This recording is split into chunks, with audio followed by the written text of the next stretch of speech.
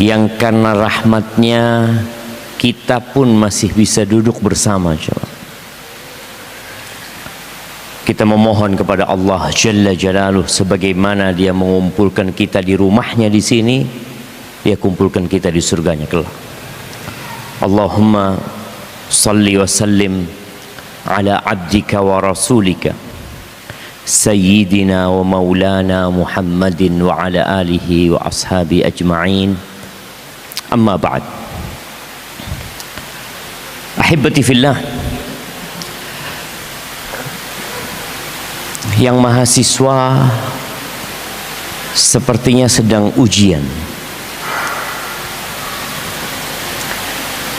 Bisa dibayangkan ya, ketika belum siap masuk ruang ujian. Ujian mulai jam berapa? Jam 8, jam 7.30. Sebagian mahasiswa itu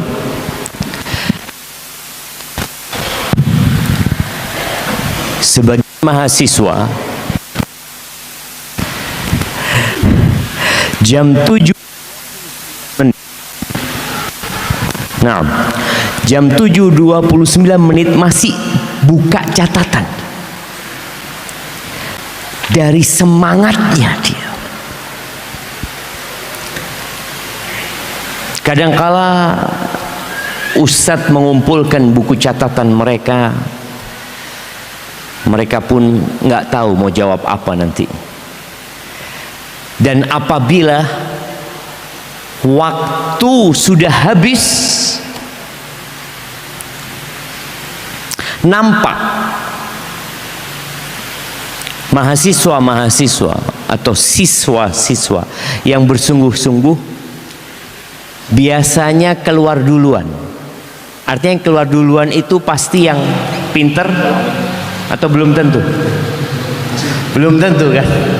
Belum tentu. Kadang-kadang karena dia nggak bisa jawab udah keluar aja kata dia. Tapi ada yang sampai titik darah penghabis, sampai waktunya habis pun masih minta tambahan waktu sama Ustaz. Anda masih kejadian dulu di pesantren ya, kita pengabdian disuruh jaga anak-anak yang ujian.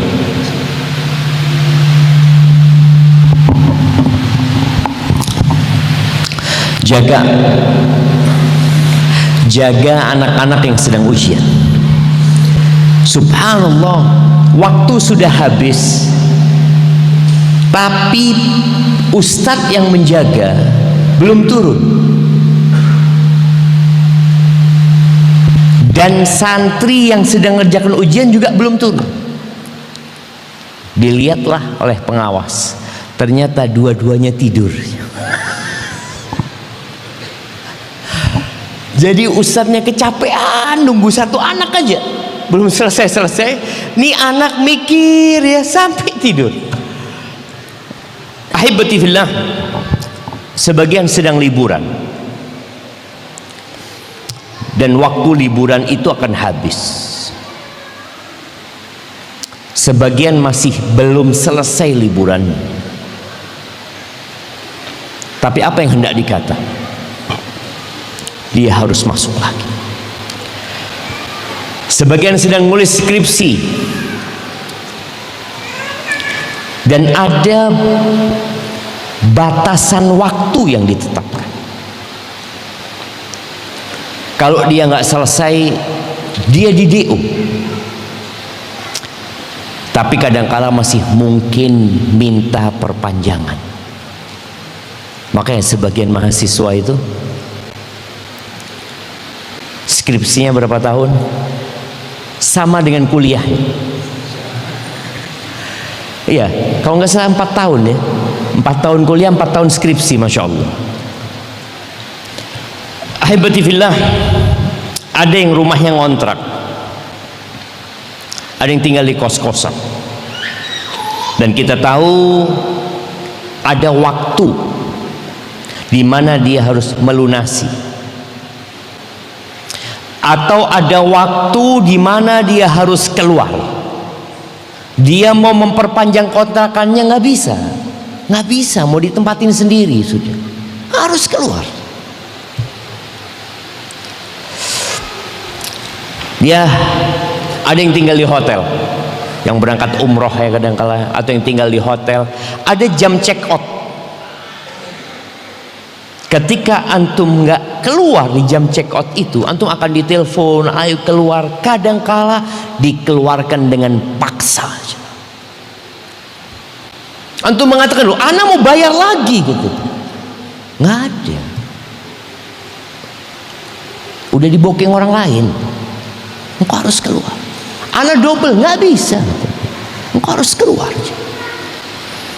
Ahibati fillah, tatkala token listrik kita habis, apa yang akan terjadi di rumah kita?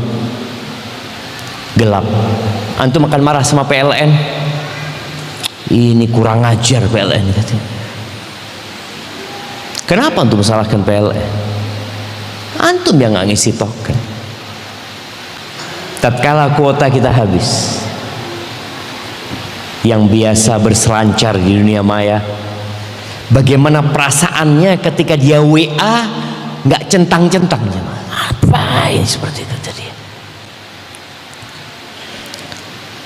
Dia hidupkan, dia matikan lagi WA-nya. Masalahnya bukan di WA, kuotanya habis. Ahibati fillah, ada banyak hal dalam kehidupan ini yang akan habis dan kita tahu konsekuensinya. Ada yang masih bisa diperpanjang, ada yang harus pindah, ada yang harus di DO. Tapi kita melihat orang yang hidup bersama kita, yang tatkala waktu hidup mereka habis,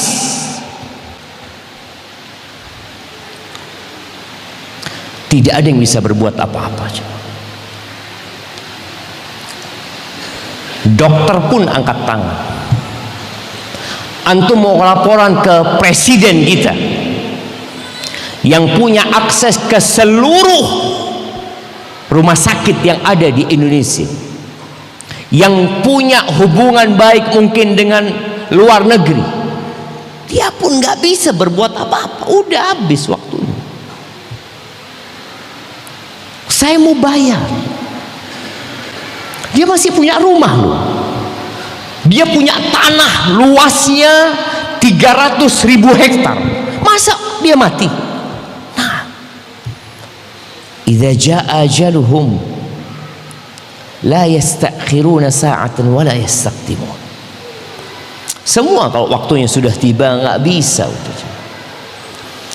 Ahibati fillah, mereka pergi dan tidak pernah kembali, digantikan oleh generasi yang selanjutnya yang juga akan pergi meninggalkan dunia ini. Kapan? Ketika waktunya habis. Hari berganti, bulan juga berganti. Tak terasa kita sudah masuk ke tahun berapa? 2024. Ya, itu kalendernya orang-orang Masehi.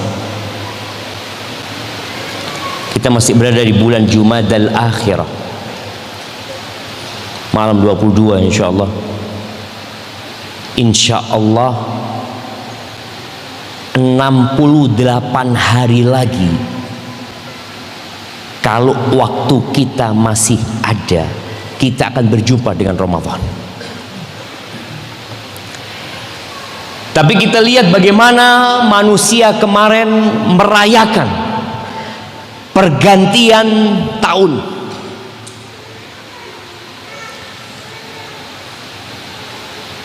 Ana baca di Jakarta entah berapa puluh ton sampah. Ana lihat di alun-alun Jember pas pagi hari tanggal 1 itu, sampah semuanya. Ahibati fillah, untuk apa mereka merayakan itu? Mereka nggak sadar ya, bahwasanya dengan bergantinya tahun, waktu dia semakin sedikit. Orang kan berpikir, oh tambah, bukan, berkurang yang ada. Sampai hari ini kita masih melihat orang-orang yang merayakan ulang tahun. Mereka bergembira dengan ulang tahun itu, padahal ulang tahun sejatinya adalah pengurangan dari waktu hidup dia. Berkurang umur kita. Kok engkau bersyukur berkurang umur? Seharusnya kau bersedih. Ahibati fillah, cuma karena orang itu nggak sadar, maka dia bersenang-senang dengan berkurangnya umurnya. Kalau antum sedang ngantri makanan, biasanya di masjid ini ada Jumat antrian makanannya. Antum lihat berapa antriannya? Oh, 20 orang. Aduh, panjang banget gitu kan. Kalau antum antri ke tiang gantungan, mau digantung semuanya, antum ingin antriannya panjang apa pendek? Ingin panjang antum. Disinilah orang kadang-kadang nggak sadar, ketika berganti tahun, bertambah umur dia menuju ke liang lahat, semakin dekat dia dengan kubur. Karena sudah menjadi kepastian jemaah. Allah Azza wa Jalla mengatakan kepada Rasul sallallahu alaihi wasallam, innaka mayyitun, engkau mati. Bayangkan, Allah menvonis Rasulullah SAW dengan mengatakan innaka mayyitun, mayyit, wa innahum mayyitun, itu semua mereka mati. Kullu nafsin dha'iqatul maut, semua yang bernyawa pasti merasakan kematian. Tinggal kita nggak tahu kapan itu terjadi. Yang jelas detik ketika berganti, kita semakin dekat menuju kematian kita. Ahibati fillah, Allah menciptakan kita bukan untuk bersenang-senang di muka bumi. Terus terang, kalau kita melihat kondisi umat manusia sekarang ini, semakin mabuk dengan fasilitas-fasilitas, hiburan-hiburan, kenyamanan-kenyamanan yang dibuat, sampai muncul istilah generasi apa? Generasi strawberry, yang nggak tahan banting, generasi yang tidak pernah tahu nimba air di sumur. Nggak ada sekarang. Sampai di masjid-masjid pun Masya Allah, buka keran ngocor. Kita dulu nggak ada buka keran, nimbo, baru ambil wudu, nimba dulu. Generasi yang tidak pernah kenal dengan yang namanya kompor sumbu. Tahu kompornya pakai sumbu jam? Kita dulu sama orang tua kita disuruh hidupin kompornya. Ngidupin kompor itu susah. Sekarang krek, krek, kok nggak hidup? Habis gasnya. Taib, beli telepon, nggak ngangkat sudah, diantar ke rumah sekarang. Allah berikan banyak kemudahan sehingga orang nggak sadar kenapa engkau ada di muka bumi ini dan kenapa fulan mati. Padahal secara umur mungkin lo anak lebih tua dari fulan, kenapa fulan mati lebih dulu? Allah Azza wa Jalla berfirman di surat Al-Mu'minun ayat 115, Allah mengatakan, afa hasibtum annama khalaqnakum abatha wa annakum ilaina la turja'un. Apakah kalian mengira kami menciptakan kalian itu sia-sia, hanya untuk bermain-main belaka. Antum lihat, ada orang yang bahkan lebih buruk daripada binatang ternak. Dia pikir hidup itu hanya circle yang berputar, pagi bangun, bekerja, dapat uang dimakan, malam tidur, mungkin dia kalau punya istri dia bikin anak, besok seperti itu, berputar seperti itu, seperti binatang. Enggak, kalian akan dikembalikan kepada Allah Azza wa Jalla. Binatang tidak. Iya, pada hari kiamat binatang-binatang akan dibangkitkan untuk ditegakkan keadilan buat mereka. Adalah binatang-binatang yang zalim mungkin kepada kawannya. Domba yang bertanduk, mungkin dia menanduk domba yang tidak bertanduk. Akan Allah tegakkan hisab pada hari kiamat buat mereka. Setelah itu Allah katakan kepada binatang-binatang itu, kuni turaba, udah jadi debu semua. Manusia enggak. Ada surga dan ada neraka yang menunggu dia. Kita akan dikembalikan kepada Allah Azza wa Jalla.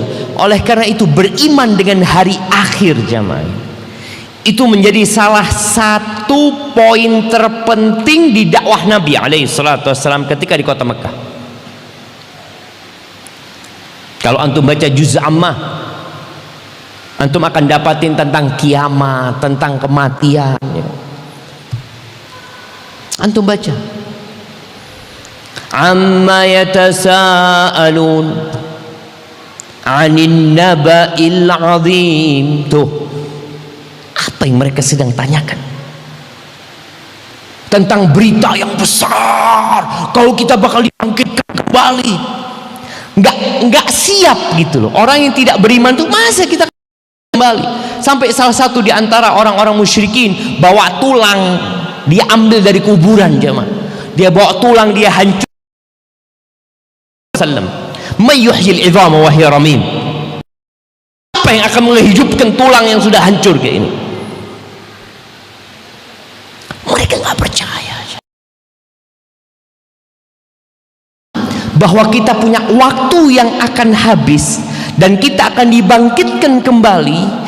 Itu menjadi motivasi kuat orang beramal. Antum kenapa datang kajian?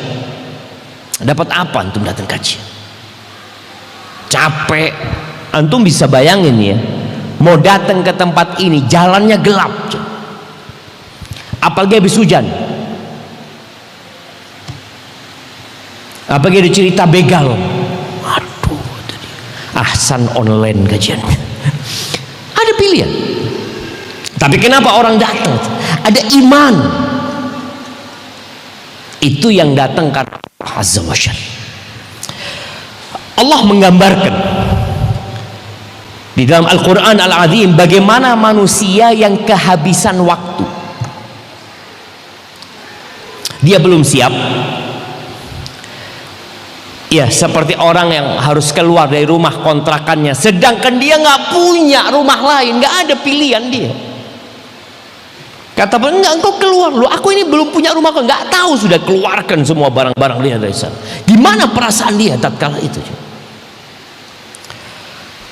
Di surat Al-Munafiqun, di akhir surat Al-Munafiq, di ayat 9 sampai ke 11, Allah mengatakan, ya ayyuhalladzina amanu, wahai orang-orang yang beriman, la tulhikum amwalukum wala auladukum an dzikrillah. Kata Allah, wahai orang-orang yang beriman, jangan sampai harta dan anak kalian membuat kalian lupa dari mengingat Allah Azza wa Jalla. Orang kerja cari uang. Kalau bicara cari uang, selalu dia berpikir demi anak-anak. Ustaz, saya merantau ya. Ana berjumpa dengan seorang yang merantau 28 tahun di kota Madinah. Ana tanya, Pak, betah di sini Pak? ninggalkan istri, ninggalkan anak. Kata dia, bukan betah Ustaz, butuh Ustaz. Anak kepingin anak-anak kuliah Ustaz. Antum lihat orang-orang anak-anak ya. Maka Allah katakan, la tulhikum amwalukum wala auladukum an dzikrillah. Ada yang sibuk cari harta, nggak punya anak, nggak dikasih anak sama Allah, sibuk cari harta terus. Mau dibawa kemana terus? Jangan lupa dari mengingat Allah Azza wa Jalla. Wa may yaf'al dzalika fa ulaika humul khasirun. Orang yang sibuk dengan harta dan anak-anaknya sampai lupa mengingat Allah, maka mereka adalah orang-orang yang merugi. Dalam pandangan sebagian orang, ini orang sukses, tapi Allah memberikan cap rugi. Ini orang buntung. Ustaz, sukses orangnya, rumah banyak, harta berlimpah ruah, istri dan anak-anak dia Masya Allah sukses semuanya, rugi dan tidak akan hidup bahagia. Anda mau kasih bocoran sama Anda. Hiburan orang sekarang sama hiburan orang 50 tahun yang lalu, lebih banyak mana? Orang sekarang.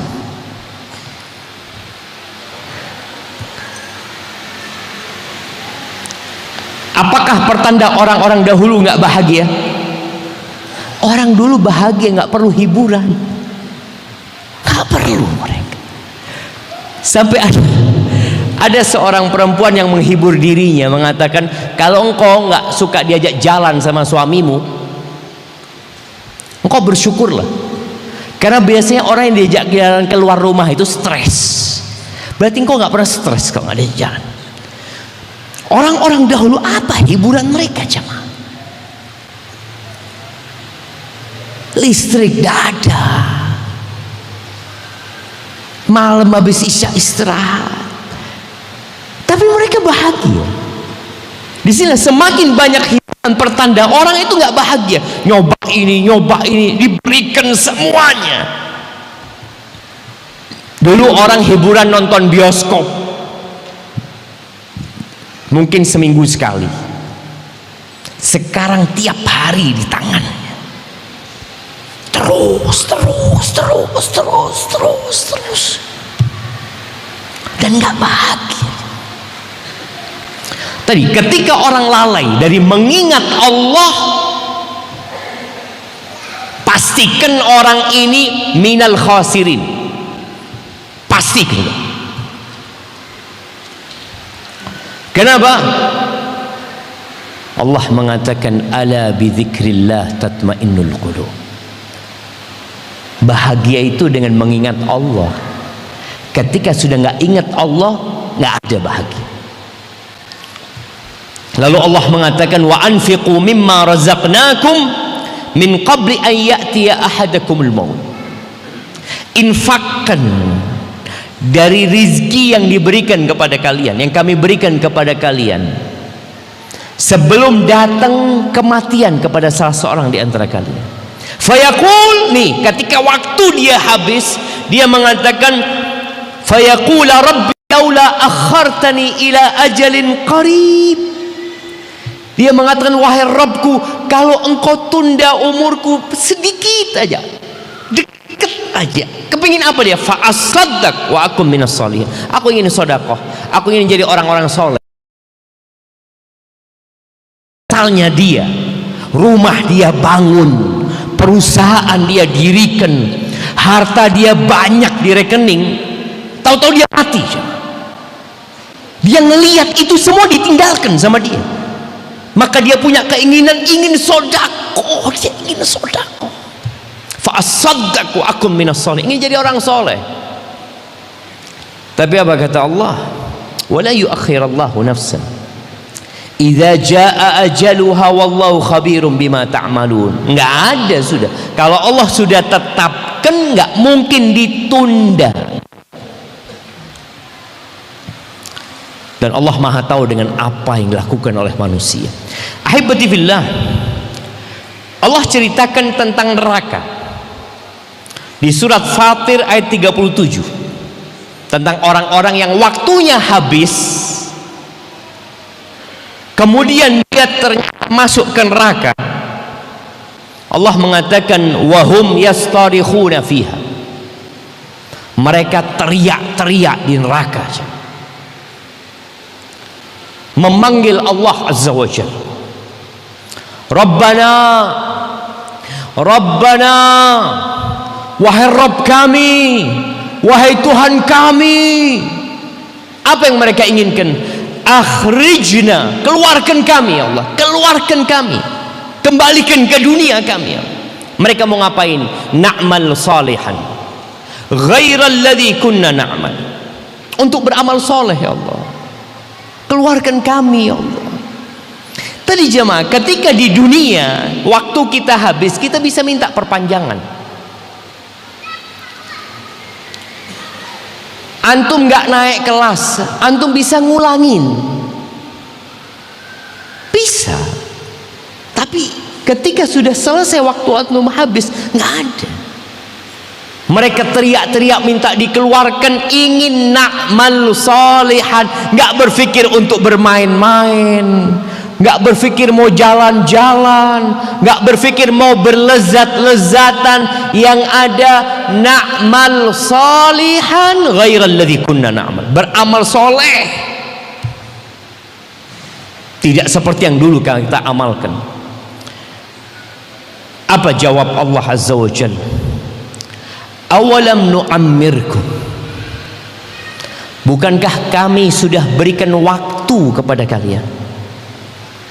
Waktu, umur, bukan harta, waktu. Nabi alaihissalatu wassalam mengatakan ni'matani maghbunun fihima katsirun minan nas. Ada dua nikmat yang banyak manusia tertipu, nggak mensyukurinya, tidak memanfaatkannya. Dua nikmat, bukan harta. Apa? As-sihhatu wal faragh, sehat dan waktu luang. Kita ini kadang-kadang sering ngeluh jemaah, maafi fulus, aduh ada fulus, maafi fulus. Antum punya uang 1 juta tapi full waktunya, nggak bisa untuk sholat duha. Sama antum nggak punya uang 1 juta tapi antum bisa sholat duha 8 rakaat. Antum pilih mana? Milih mana jemaah? Fulus 1 juta Ustaz. Tuh, kita punya fulus 1 juta dan punya waktu sholat duha tapi nggak sholat duha. Dua nikmat, sehat dan waktu luang. Kalau sudah sakit baru jemaah, kita yang sehat nunggu apa? Yang sehat nunggu sakit, yang miskin nunggu kaya, yang kaya nunggu miskin, yang muda nunggu tua, yang hidup nunggu mati. Itu manusia. Maka ketika orang-orang teriak di neraka minta dikeluarkan, Allah mengatakan awalam nu'ammirkum, bukankah kita udah kasih waktu sama kalian, bukan uang? Enggak. Dan mereka juga nggak minta uang. Mereka tahu fasilitas diberikan sama Allah Azza wa Jalla.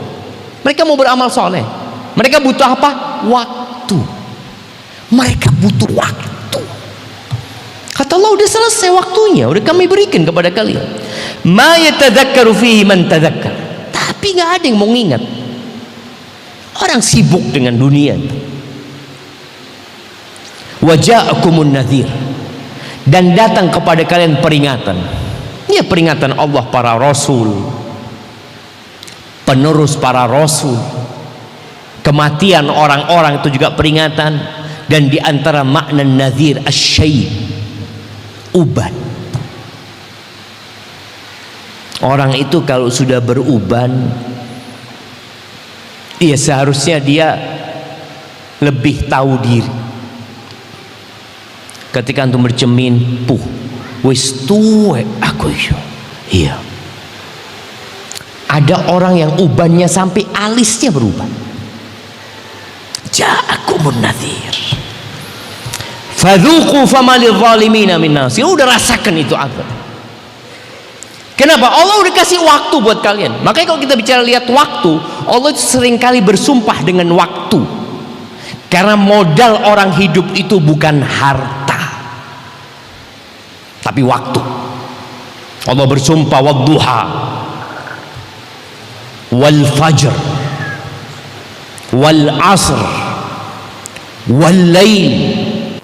Allah bersumpah, ini waktu kita berputar, tahu-tahu malam lagi, besok pagi, Allah besok sudah Kamis, lusa ya Allah Jumat lagi, sudah terus berputar aja.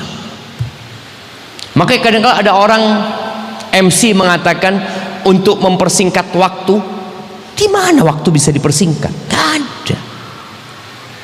Bisa antum 24 jadi 23, 1 jam jadi 40 menit. Gak bisa 60 menit, gak bisa. Gak akan jalan.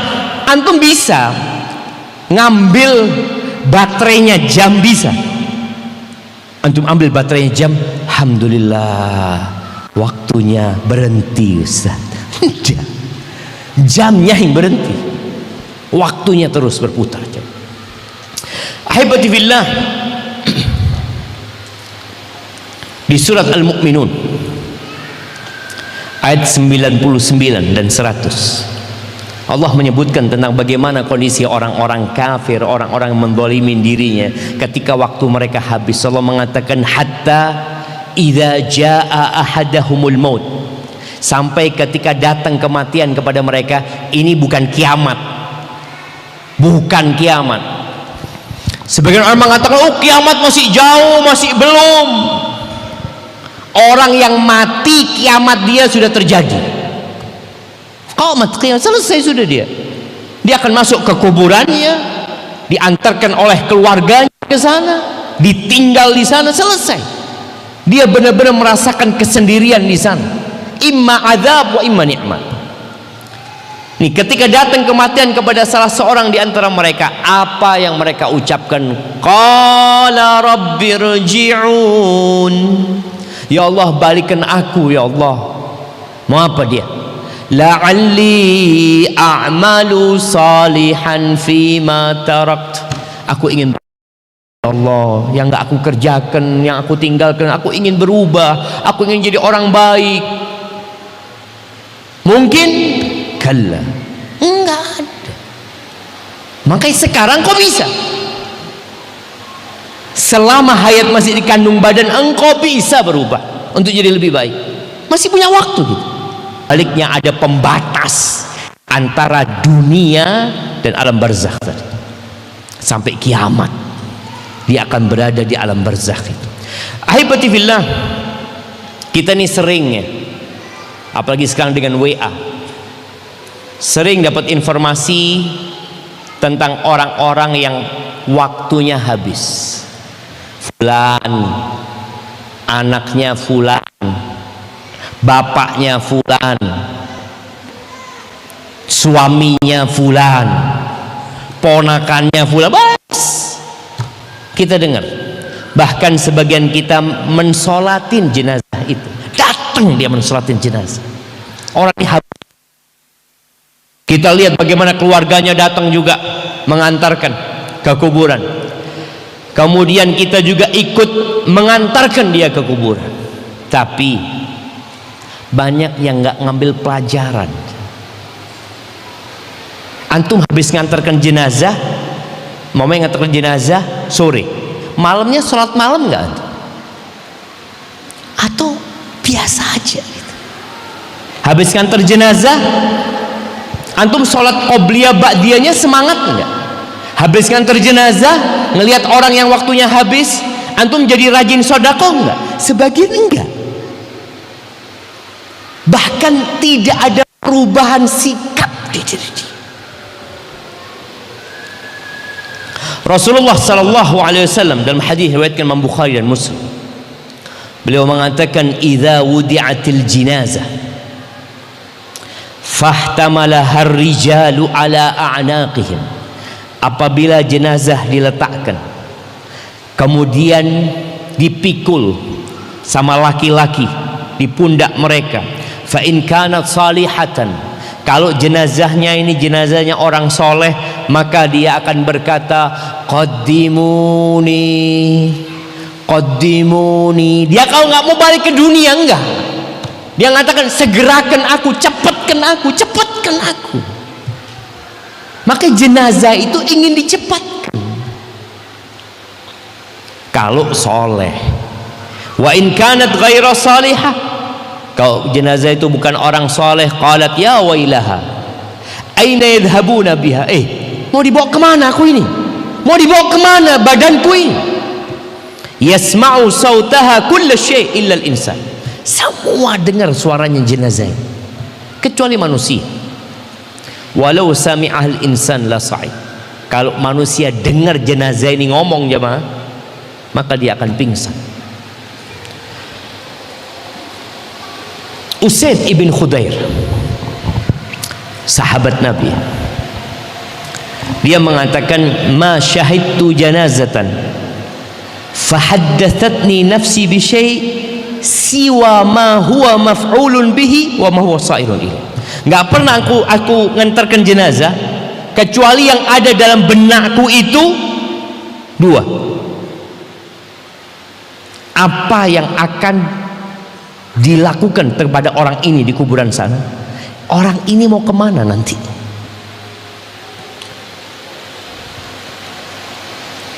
Itu yang ada di benak sahabat ini.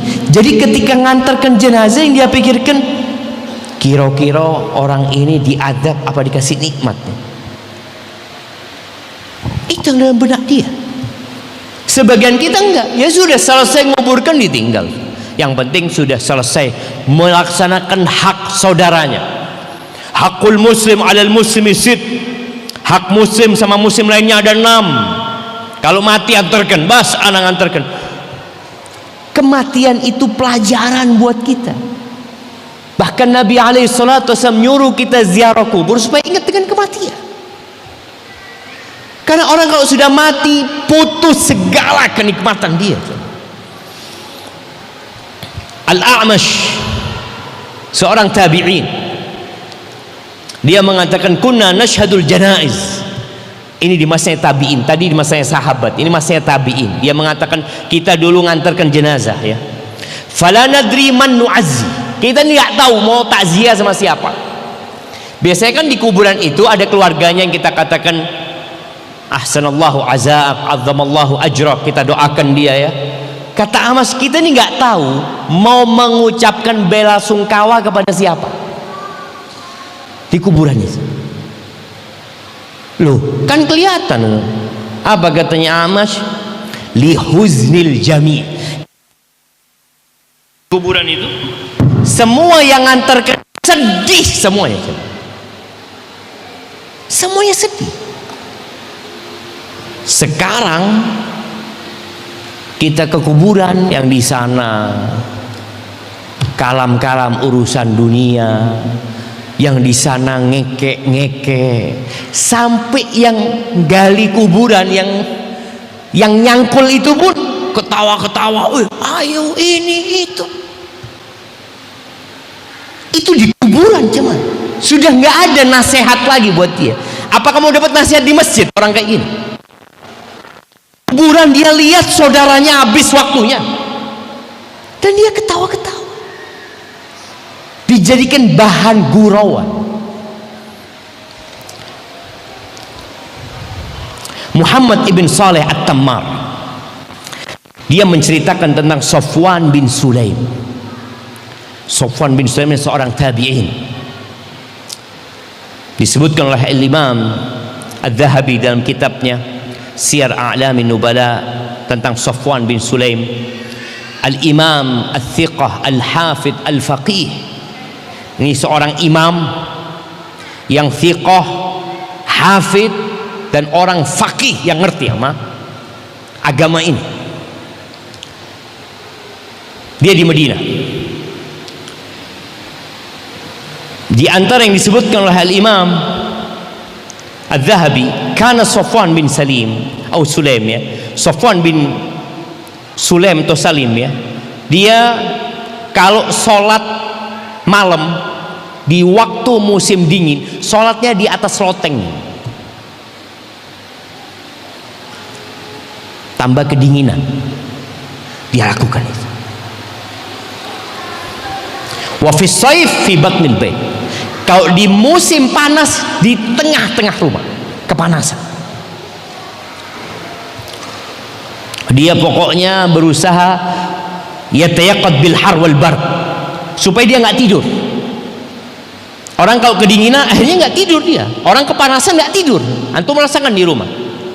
Kalau antum kedinginan sulit mau tidur. Cari selimut supaya hangat. Kalau kepanasan cari AC supaya dingin. Ini cari suasana yang menyebabkan dia nggak tidur. Thumma yaqul, kemudian dia berkata, hadzal juhdu min Safwan. Ya Allah, ini usaha dari Safwan ya Allah. Wa anta a'lam. Engkau yang lebih tahu. Safwan ini sholat sampai bengkak kakinya. Sampai urat-urat hijau dia itu kelihatan. Kemudian Imam Dhahabi juga menukil dari Anas bin Iyad, qala ra'aitu Safwan. Aku melihat Safwan. Melihat Safwan. Walau qila lahu ghadan al-qiyamah. Kalau dikatakan kepada Safwan besok kiamat, Safwan ini nggak bisa nambah amalan sedikit pun. Kira-kira kalau dikatakan kepada antum besok kiamat, apa yang antum akan kerjakan? Toko antum tutup ya. Keluarga ditinggalkan, sudah anda mau sholli sudah. Ini Safwan kalau dikatakan besok kiamat, maka indahu mazid ala ma huwa alaihi minal ibadah. Enggak bisa nambah, dia sudah ibadah. Udah full semuanya untuk ibadah kepada Allah SWT. Karena dia tahu waktu dia akan habis. Dia manfaatkan waktu semaksimal mungkin untuk ibadah. Baik, kita dengarkan azan dulu.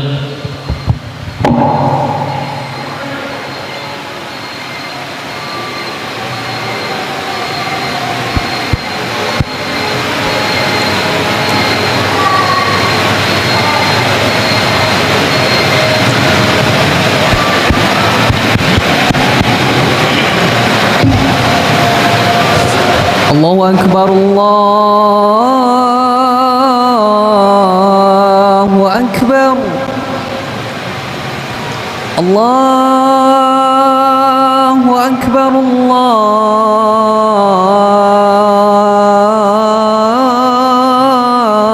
Akbar. Ashhadu an la ilaha illallah.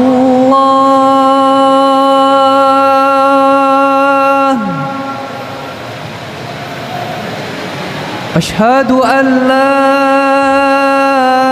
إله إلا الله.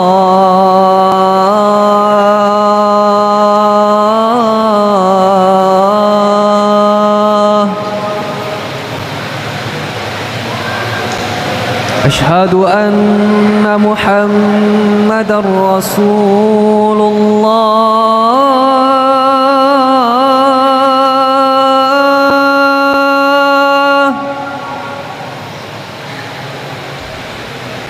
أشهد أن محمدا رسول الله.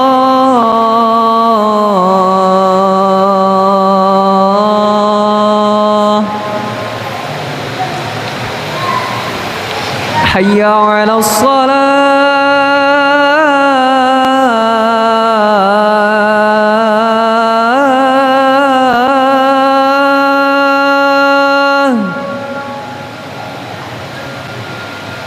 حي على الصلاة.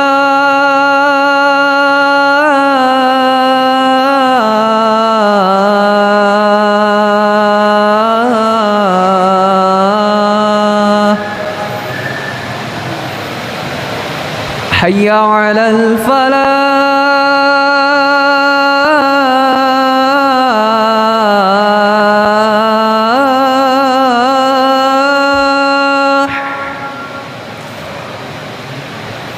حي على الفلاح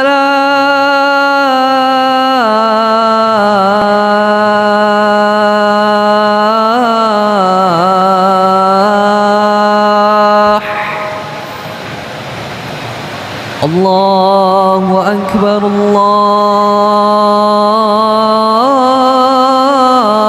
الله أكبر لا إله إلا الله.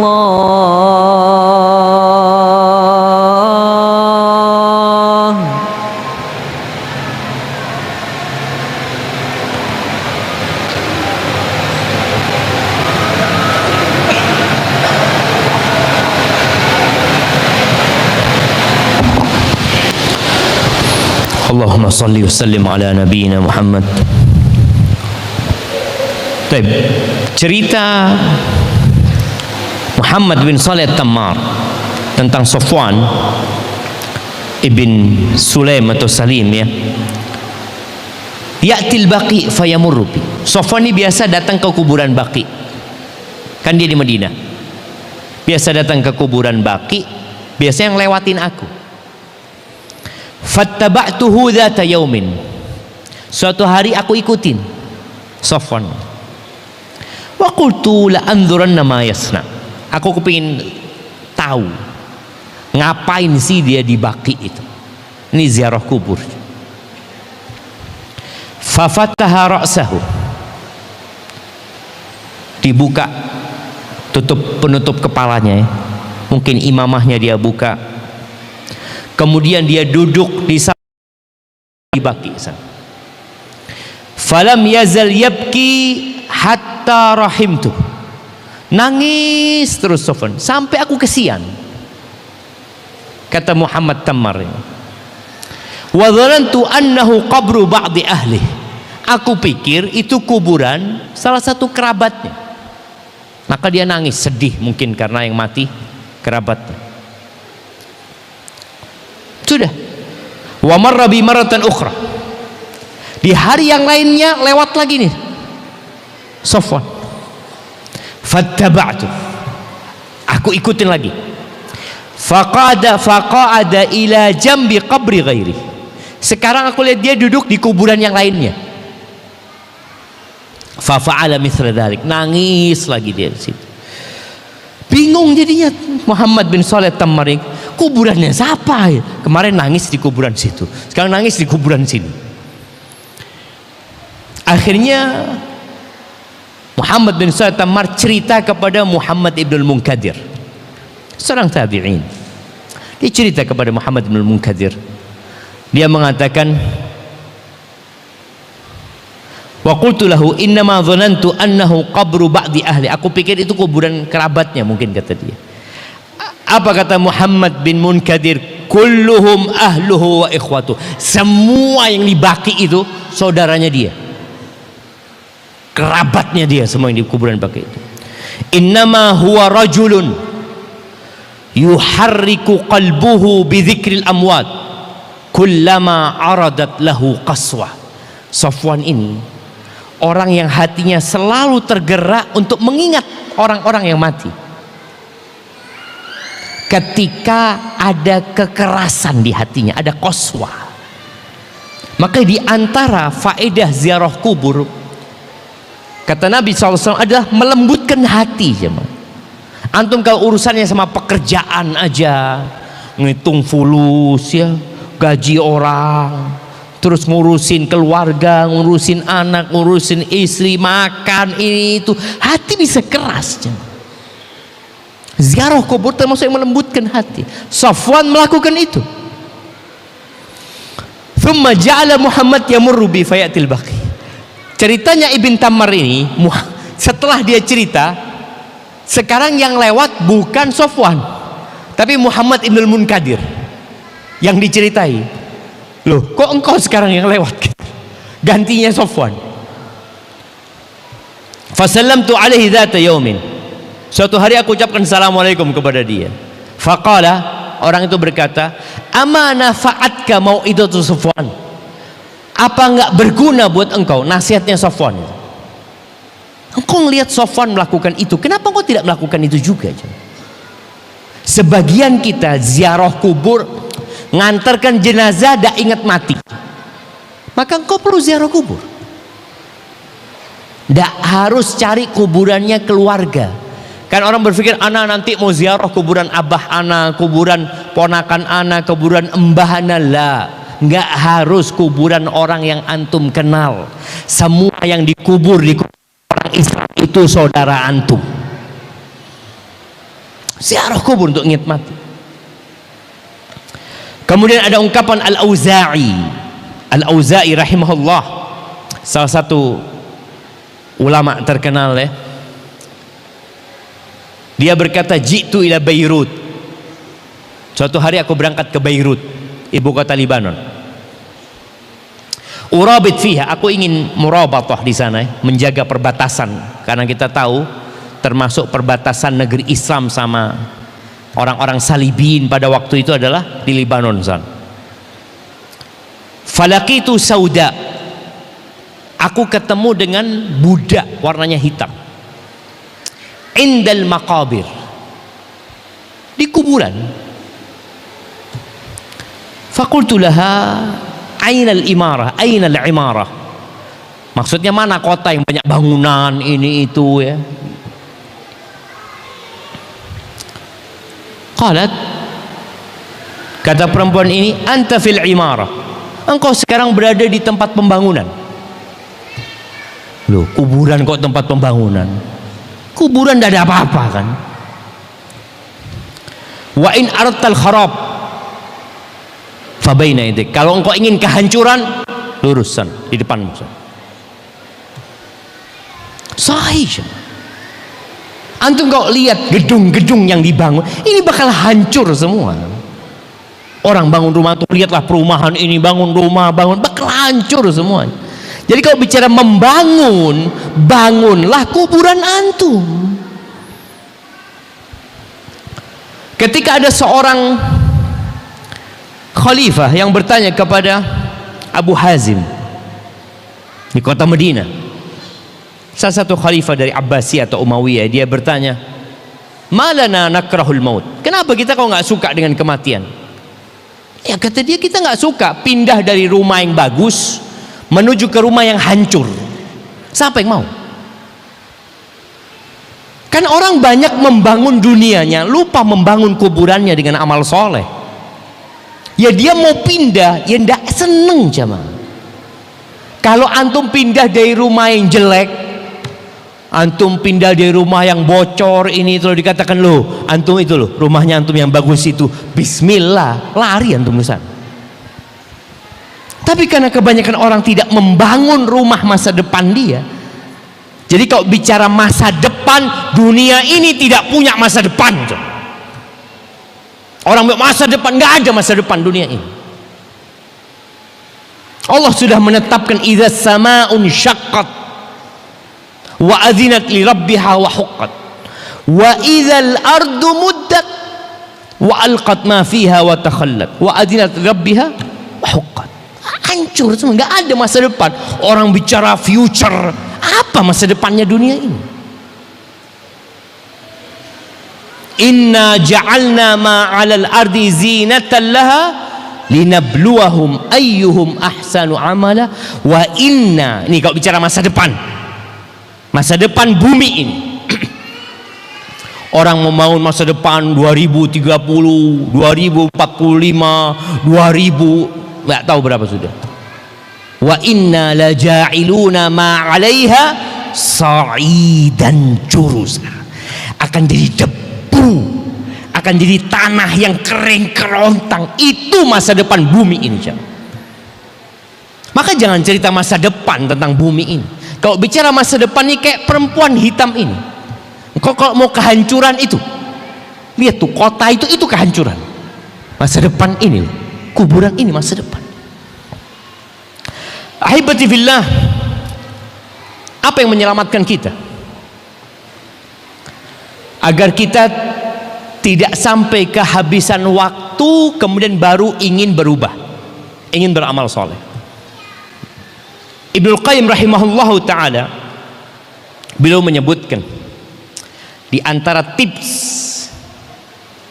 agar kita selamat, min anfa'iha, yang paling bermanfaat kata beliau, sebelum tidur engkau duduklah, bukan tidur, duduk. Kan biasanya kita ke kasur langsung tidur kan. Beliau mengatakan ayyajlisal insan, duduklah di atas kasurmu. Biasanya kita duduk ngapain? Pegang handphone, lihat. Enggak, taruh handphone, engkau duduk, bukan rebahan. Yuhasib nafsahu fiha ala ma khasirahu wa rabihahu fi yaumi. Antum lihat hari ini keuntungan antum apa, kerugian antum apa dalam urusan akhirat antum. Antum lihat hari ini aduh dak soli duha nah tadi itu. Hari ini ya Allah dak baca Quran ana wala satu halaman. Hari ini aduh zikir petang tadi kayaknya separuh ana baca. Hari ini aduh ana kayaknya ngelihat maksiat tadi. Hari ini anak kayaknya tadi ngomong dusta. Engkau lihat, duduk engkau mikir hari ini seharian. Engkau bermuhasabah. Tsumma yujaddid lahu taubatan nasuha bainahu wa bainallah. Lalu dia memperbaharui taubat, ya Allah aku mau jadi orang baik ya Allah. Aku akan tinggalkan dosa-dosaku itu. Wa ya'zim ala alla yu'awid adz-dzamba idza staiqat. Dan dia berazimah, bertekad kalau besok bangun enggak akan ngulangin dosa. Kan ada orang yang besok mau ngulangin dosa, sudah niat besok ya kayaknya anak ngulangin besok lah, mungkin habis ujian insyaallah. Ada orang yang niat ngulangin, enggak, antum niat, antum nggak tahu bangun apa enggak, tapi antum niatin kalau bangun anak nggak akan ngulangin dosa. Wa yaf'alu hadza kulla lailatin, setiap malam dia lakukan itu. Fa in mata min lailatihi mata ala taubah. Kalau dia mati malam itu, maka dia mati dalam kondisi sudah taubat. Dia mati dalam kondisi sudah taubat. Wa in istaiqada mustaqbilan lil amal. Kalau dia bangun dalam kondisi mau beramal. Niatnya sudah mau beramal soleh. Karena tidur itu seperti mati atau saudaranya mati. Makanya orang yang tidur tuh nggak berasa apa-apa, nggak denger, nggak ngeliat. Antum lihat anak kecil itu, masya Allah, anak kecil kalau anda lihat ya, dia tidur dimanapun bangunnya di atas kasur mesti. Mau tidur di mobil, mau tidur di mana, bangun kasur. Dia nggak sadar dengan apa yang terjadi. Maka ketika engkau memang dibangunkan lagi, jangan seperti orang yang mati tadi. Dia kepingin dibalikin ke dunia. Antum udah balik ke dunia. Antum bangun loh, aku si urip ternyata. Masruran bi ta'khiri ajlihi hatta yastaqbil rabbah. Dia gembira, ya Allah masih dikasih waktu aku sama Allah. Masih ada waktu buat aku untuk berjumpa dengan Allah Azza wa Jalla. Yang kemarin nggak kerjakan hari itu. Oh kemarin anak nggak sholat duha, hari ini anak sholat duha. Kemarin anak nggak qobliyah, kayaknya zuhur itu, hari ini aku harus qobliyah. Kemarin Allah dapat rakaat kedua, hari ini dapat takbiratul ihram. Jadi yang kemarin antum tidak bisa lakukan, hari ini lakukan. Antum bisa kalau malamnya sudah bermuhasabah.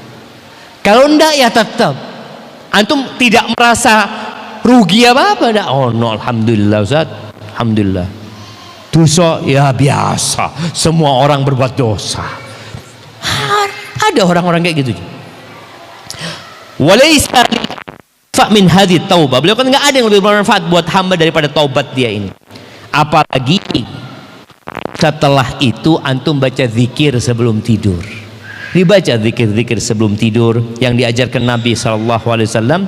Kalau dia ketiduran, semoga dibangunkan dalam kondisi semangat untuk beribadah. Maka ahibati fillah, waktu kita tinggal sedikit. Yang umurnya sudah 40 tahun lebih harus siap-siap lagi.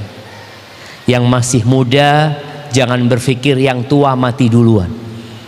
Antum lihat buah mangga itu nggak selalu yang tua jatuh duluan. Kadangkala masih pentil-pentil jatuh duluan. Barakallahu fiik. Itu yang dapat kita kaji pada kesempatan kali ini. Aqulu qauli hadza wa astaghfirullah li wa lakum wa li sa'iril mu'minin wal mu'minat fastaghfiruhu innahu huwal ghafurur rahim. Di sini ada pertanyaan, bagaimana kita bermuamalah dengan ayah tiri dan apakah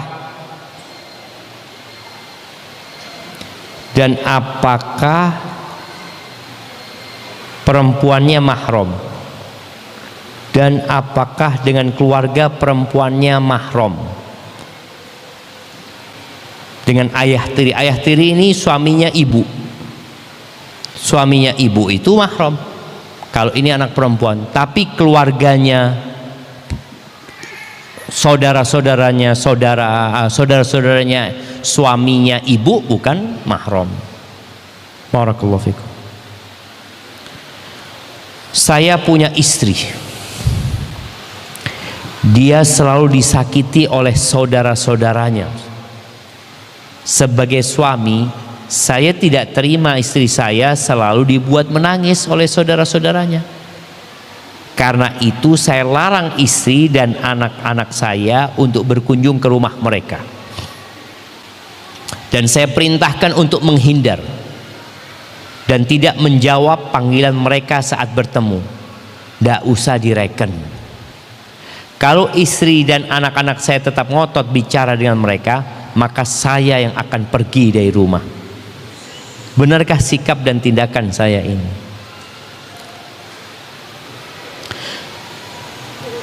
Yang pertama, kita tahu dengan kedudukan silaturahim. Kata Nabi alaihi salatu wassalam, "Laisal wasil bil mukafi, walakinnal wasil man idza quti'at rahimuhu wasalaha." Yang disebut al-wasil, orang yang menyambung rahim. Kita kan kadang-kadang merasa, oh anak orang yang suka menyambung silaturahim saat ini. Kata Nabi SAW, orang yang disebut penyambung silaturahim bukan yang bales-balesan. Tahu bales-balesan? Dia berbuat baik, anak berbuat baik. Dia kasih hadiah, anak kasih hadiah. Dia telepon, anak telepon. Bukan itu kata Nabi SAW. Itu sudah nyambung rahimnya. Walakinnal wasil, yang dikatakan orang penyambung silaturahim itu, man idza quti'at rahimuhu wasalah. Kalau diputus rahimnya, dia sambung. Maka disakiti, dia sambung. Maka yang dilakukan oleh istrimu sebenarnya nggak ada masalah. Kalau dia, cuma ini yang perlu dimantapkan. Kalau dikatakan suka disakiti, boleh jadi kita ini merasa orang lain nyakitin kita, padahal kita yang nyakitin orang lain. Maka tolong introspeksi diri.